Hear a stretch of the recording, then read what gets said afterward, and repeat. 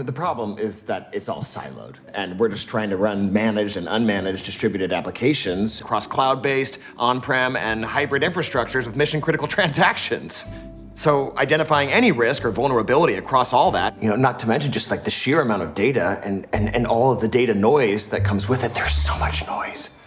No human can do all that. And then you tell me that the expectation is 5 nines uptime? Okay, great, yeah, sure. But with what we're doing, that's crazy. That's crazy. So you're feeling overwhelmed? Yeah. I try to explain all this to leadership, but they don't get it, I think your partner might be able to help you solve some of these very complex issues. Have you talked to your partner about your feelings? I don't know how. Just tell them what you told me. Tell them what you're feeling. It's easy. Say it with me. Hi, Cisco. Hi, Cisco. I feel so overwhelmed. I am so overwhelmed. My business applications and infrastructure are not working well together, and it's impacting my business. Can you help me? My business applications and infrastructure are not working well together, and it's impacting my business. Can you help me? Can you help me? Can you help me? Bingo. Breakthrough. Yeah. Breakthrough.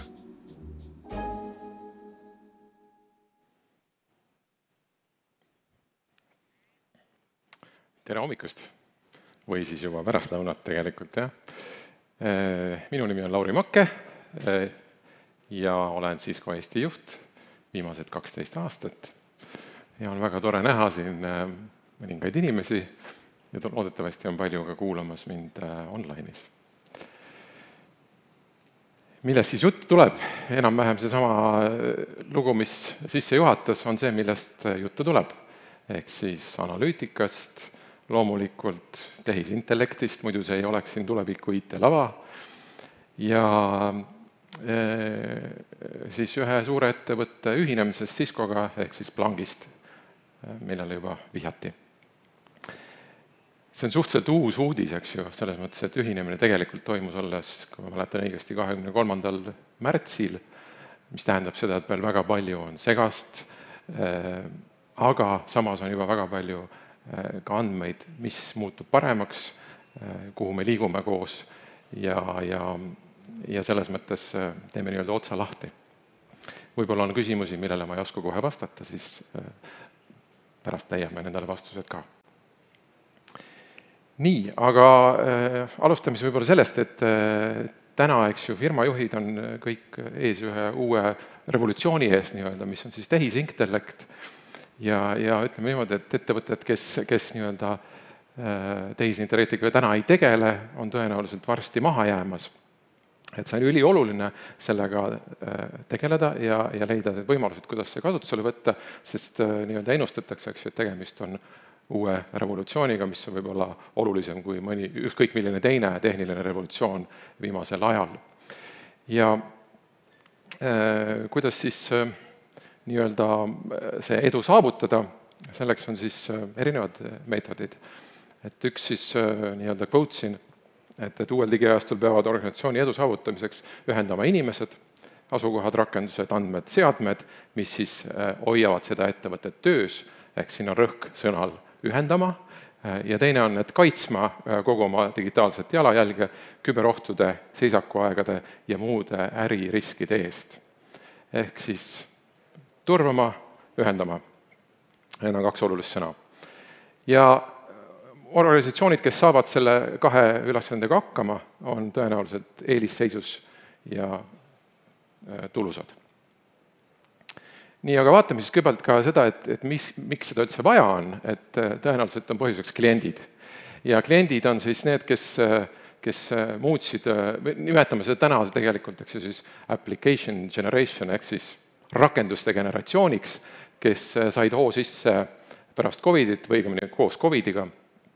Tegemist on siis mitte ainult noortega, vaid täna juba praktiliselt kõik inimesed. Ja kui veel, ütleme, viimase 2 aasta jooksul olid nii-öelda kliendid testplatvormiks ettevõtetele, siis täna test on lõppenud. Nüüd peab suutma, rakendused peavad töötama. ja noh, kiire nii-öelda kokkuvõte näitabki seda, et tekkinud on niisugune nulltolerants rakenduste osas, et 62% klientidest leiab, et erakordne digitaalne kogemus on standardvarustus. Et kui teil ei ole normaalsed äpid, rakendused, siis unustage ära, et keegi teiega veel üldse tegeleb. Ja 55% tunneb end puudutatuna, kui nende tuntud bränd näiteks ei saa sellega hakkama. Ja siis samas on 80% inimestest, kes on viimase aasta jooksul ikkagi kogenud mingit tõsist probleemi, ja 68% soovivad, et igasugused jamad lõppeksid rakendustes, et nii-öelda asjad korda saaksid. Seega näha on, et pikk tee on veel ees, et jõuda selle nii-öelda kliendikogemuse, digitaalse kliendikogemuse ideaalse variandini, aga samas see on, nagu öeldud, oluline samm, et sinna et ettevõte oleks edukas. Millised on siis täna nii-öelda edukad ettevõtted? Et ongi need samad, kes siis suudavad seda kogemust pakkuda. Aga see muudab siis nagu selle ettevõtte IT-osaga elu väga keeruliseks. Sellepärast, et kõik need rakendused ei ole lihtsalt see, et teed ära ja valmis ja korras, eks ju. Esiteks, need platvormid, mille peal nad töötavad, erinevad konteinerid, erinevad virtuaalkeskkonnad, neid on palju erinevaid, eks ju. Need tuleb kuidagi kõik omavahel kokku panna, ära hallata ja sealt tekib väga palju erinevaid väljakutseid. Alates sellest, et kuidas sa neid asju kõiki juhid, kuidas sa prioritiseerid erinevaid probleeme, mis seal tekivad, kuidas sa jõuad jälile, et su rakendus ei tööta, et sul on seal mingid probleemid, on aeglane ja nii edasi, et sellele on leida mingine vastus. Siis on see, et IT-meeskonnad endiselt on väga eraldatud omavahel. Ehk kõik üritavad lükata probleeme ühelt teisele ja nii edasi, eks ju. Et kuidas see probleem lahendada. Ja kõige lõpuks on see, et kui sa saad selle kõik tööle, siis see on tegelikult ainult hetkeks. Sest juba 2 päeva pärast on uued tehnoloogilised lahendused, jälle peab tegema mingi uue arenduse, see on niisugune lõputu trall. Et kuidas sellega siis hakkama saada. Ja nüüd me jõuamegi siis sinna, millega siis millele Cisco vihjas oma sellesse videos, on see, et kuidas selle jamaga hakkama saada ja mis on see breakthrough, ehk siis läbimurre. Ja selle lahenduse nimi on siis Cisco Full Stack Observability. Selle ettekande tegemisel oli üks tõsine probleem. Eesti keelde kõike seda panna on ülikeeruline. Ja minul oli suureks abiks muide ChatGPT, meil on Ciscos endal kasutusel sisemiselt meie enda ChatGPT. Ja sain päris huvitavaid, põnevaid vastuseid, loen teile ette. ChatGPT väljend siis Full Stack Observability viitab võimele jälgida ja mõista kõiki IT-süsteemi kihte, alates infrastruktuurist kuni rakendusteni. Eesti keeles võiks seda terminit tõlkida kui täielik virna jälgitavus või tervikliku tehnoloogia virna jälgitavus.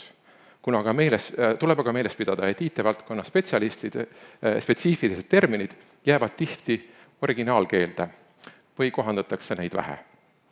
Küsisin, et äkki tead veel mõnda sõna, kes tuli veel. Täieliku tarkvara virna jälgimine, tervikliku süsteemi seire, kogu tarkvara stacki monitooring ja full stack jälgitavus. Ma loodan, et saite enam-vähem aru, mis see siis on. Aga ma jään nüüd selle presentatsiooni raames siis lühendi juurde FSO, mis on siis mis iganes nendest.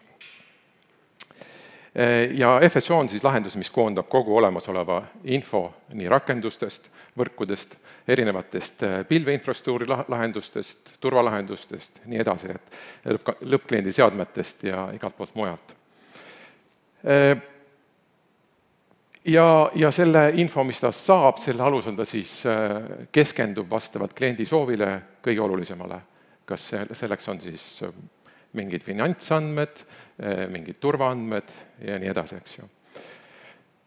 Kõige selle tulemusena väheneb aeg probleemide lahendamiseks. Aeg, nagu ma natuke enne just kirjeldasin, on teatud juhtudel ülioluline. Et kui kaua su rakendus maas on, see võib olla väga kallis lõbu. Ta vähendab ka seda, et kuidas IT-osakonnad omavahel suhtlevad. Ehk siis mitte vähendab, vaid tähendab, muudab selle nagu lihtsamini arusaadavaks, sellepärast et dashboardid, mille alusel tehakse otsuseid ja vaadatakse, et mis probleemid on ühised. Et andmed konsolideeritakse igalt poolt kokku, kõigil on üks ja sama pilt. Ja vähendab ka erinevate lahenduste küllust. Ütleme niimoodi, et väga palju erinevaid lahendusi on täna turul, mis teevad üht, teist, kolmandat asja, siis võttes kasutusele selle Cisco platvormi või lahenduse, seal konsolideeritakse need asjad kokku. Nüüd võite siin öelda, et uudised, eks ju, Cisco, me tunneme ju teid kui nagu võrguettevõte, et mis toimub. Et Cisco endine juht John Chambers ütles vist, kui ma õigesti mäletan, umbes 10 aastat tagasi, et võrk saab olema maailma kõige olulisem asi. Ehk Ciscost on saamas kindlasti maailma üks olulisemaid ettevõtteid. Ma arvan, et ta ei eksinud selles, sellepärast, et ilma võrguta täna ei toimi ükski asi. Aga me võtsime selle nagu põhjaks, mille peale me oleme tänaseks ehitanud väga palju erinevaid lahendusi ja üks nendest on seesama FSO, kus me näeme, et enamus suurettevõtted liiguvad ja nad vajavad seda lahendust. Viimased 3 aastat on siis kõikidest ettevõtetest, mida Cisco on omandanud, on üle 50% olnud seotud FSO arendamisega. Ehk me oleme ostnud siin nagu pildil näha väga palju erinevaid analüütika ja muid tarkvaraettevõtteid. 35 miljardit dollarit on kulutatud selleks, et see FSO oleks selline, nagu täna on, pluss hiljutine 28 miljardi suurune ost, millega me siis omandasime Splunki. Ja nagu näete, siis Cisco'l on nagu tõsi taga, et kui kliendid täna endale selle lahenduse soetavad, siis on tõenäosus, et see ei kao kuskile. Sest me investeerime sinna palju, me omandame väiksemaid ettevõtteid ja pigem ma kutsun üles kohe vaatama korralikku lahendust, kui et pikkima kuskilt turult väikseid juppe, mis varem või hiljem kas lähevad kõige teed või ostetakse kellegi poolt üle. Nii, aga lähme siit kiirelt üle siis Splunki teemale. Räägin siis kõigepealt võib-olla ära, mis on Cisco strateegia ja mis oli Splunki strateegia. Ja need strateegiad on tänaseks siis nüüd kokku pandud. Ehk Splunki ostul oligi väga oluline tegur see, et Cisco ja Splunki meeskonnad olid väga sarnased, nende tõekspidamised, nende suhtumine kogu sellesse FSO maailma, et seal oli väga lihtne seda teha ja nagu ma ütlesin, on lootus, et see integratsioon 2 ettevõtte vahel toimub hästi kiiresti. Cisco strateegia on siis tagada turvaline ühendus kõigele, et avada piiramatud võimalused. Me loome sidemed inimeste paikade, rakenduste, andmete ja seadmete vahel, mis on meie maailma toimimise aluseks, pakkudes samas klientidele kaitset küberturvalisuse ohtude ja muude äritegevuste häirivate faktorite eest. Ma ei suutnud seda pähe jätta, uskuge mind. See on liiga palju.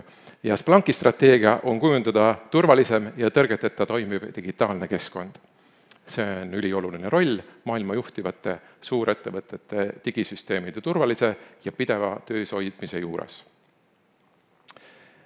Ehk siis Cisco steroididele ehk Cisco koos Splunkiga ühendab endas maailma parimad võrgulahendused, maailma parimad turvalahendused ja monitooringulahendused. Järgmise 5 slaidiga ma toon nüüd välja need asjad, mis me arvame, et nüüd lähevad oluliselt paremaks tänu sellele, et Splunk on koos Ciscoga. Et esimene on siis parem turvalisus. Nagu teada, Cisco on maailma suurim turvalahenduste pakkuja ja meie turvalahenduste nii-öelda alustalaks on meie küberturbekeskus nimega Talos. Kõik Cisco seadmed toimivad ja käivad läbi selle süsteemi, kuhu need jätavad maha oma jalajälje, oma probleemid ja neid jagatakse üle maailma jalajälje mitte ainult Cisco seadmetele, vaid igale poole mujale ka. Ja see on üheks väga suureks põhjaks sellele, mida teeb Splunk, ehk Splunk võtab kõik need andmed kokku ja teeb sellest midagi imelist. Et Splunk on tuntud oma erinevate lahenduste poolest, ehk siis võib-olla, kes teab, Splunk Enterprise Security platvorm ja Attack Analyzer ja kõik need muud asjad. Need kaks asja pannakse omavahel kokku. Ja see on siis esimene ka ohuennetuse avastamise ja uurimise platvorm, mis suudab mitte ainult teha nagu ülevalt alla ohu analüüsi, vaid ka nii-öelda lateraalselt, ehk siis me saame erinevate pilvede vaheliste ohtude probleeme jälgida. Nii, siis mis veel?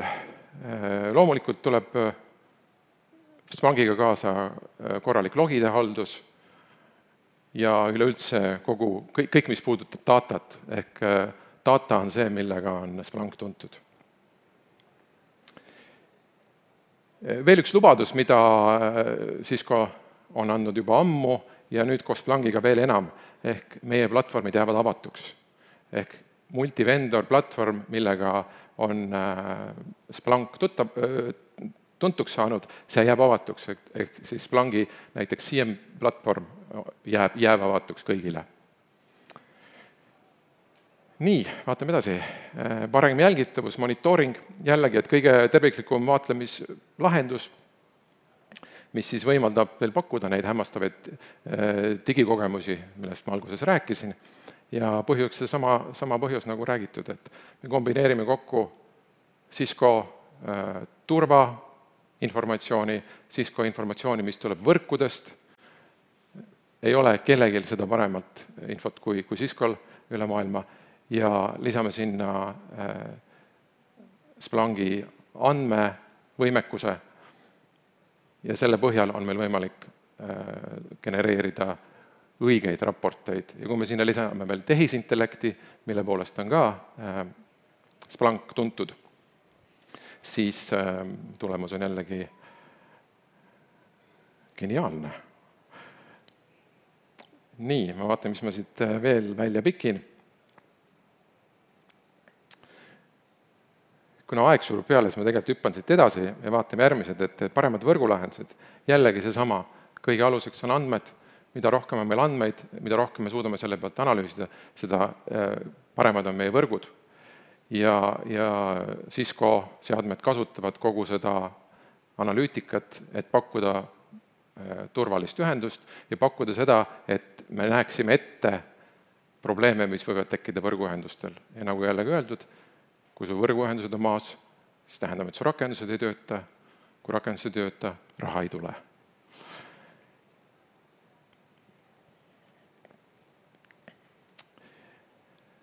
Parem tehisintellekt ja andmeplatvormid.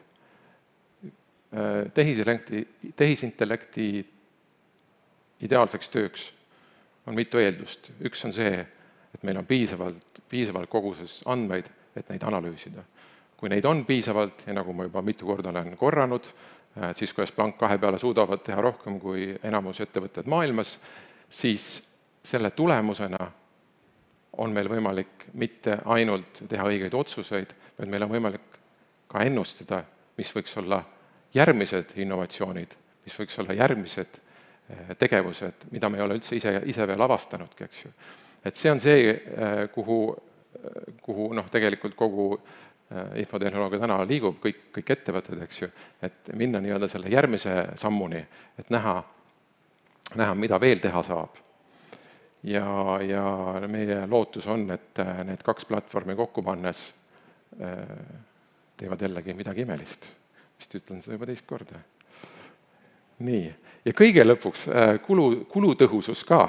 Ehk siis, nagu ma mainisin, kui täna te võtate üksikuid tooteid, siis esiteks läheb ta kulukaks, teiseks te peate omama hunniku spetsialiste kõik, kes oskavad mingeid erinevaid asju. Kui see kõik panna ühe platvormi peale, siis sealt tuleb juba suur võit. Pluss, te võite siinkohal küsida, et no mis see siis maksab? Ei maksa vähe, aga ettevõtted, kes seda tegelikult vajavad, kelle äri sellest sõltub, need võivad kiire kalkulatsiooni teha ja enamus ettevõtetel võrdub see umbes millegi sellisega, et 3 tundi rakendust mitte töötamas tähendab aasta selle tarkvara või ma ei tea, 5 aasta tarkvara ostu hinda. Nii et see tuleb kiirelt tagasi. Nii, aga siinkohal ma lõpetan selle kiire tutvustuse ära. Kes tahab sellest rohkem teada? Neil on võimalik lähiajal minna Las Vegasesse, siis ka laivile, kes on huvitatud, kes tahab teada, kuidas seda teha, tulge meie boksist läbi, võime sellest arutada. Ja kes tahab, kellel on mingid reaalsed soovid rohkem rääkida, siis meil on spetsialistid, väidetavalt on isegi 15 programmeerijat Eestis, keda ma veel ise ei ole näinud, aga et siis on võimalik sellel teemal täpsemalt rääkida. Ja kui te tahate millestki muust rääkida, näiteks võrkudest või andmekeskustest või teenustest, siis tulge meie boksi. Meil on seal mõned joogid ka, saame rääkida. Aitäh teile!